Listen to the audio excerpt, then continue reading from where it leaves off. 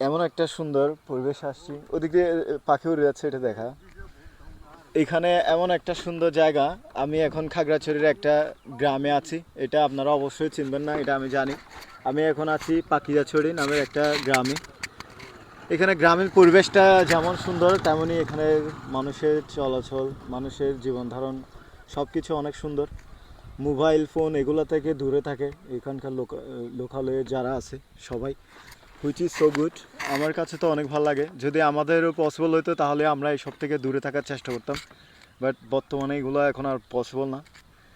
প্লেসটা জাস্ট দেখেন, ওরা বসার জন্য এখানে জায়গা করে দিছে, এখানে শোয়ারও ব্যবস্থা আছে, মানে আপনারা চাইলে শুইতেও পারবেন। কি সুন্দর একটা এলাকা। আজকে পরিবেশটাও ভালো আছে কারণ বছরের প্রথম বৃষ্টি হয়েছে গতকালই।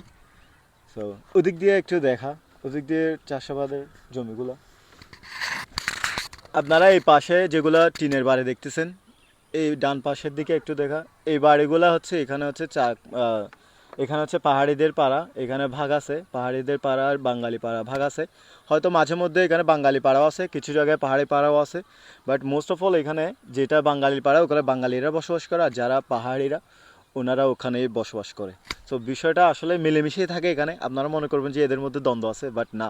এরা চা একসাথে বসে চা খায়, একসাথে বিভিন্ন কাজে ওরা ফসলি জমিতে চাষ করে, মানে অনেক সুন্দরভাবে এদের আসলে কার্যক্রম। দুই বাঙালি আর পাহাড়িরা মিলেমিশেই থাকে এই জায়গাটাতে, হুইচ ইজ সো গুড।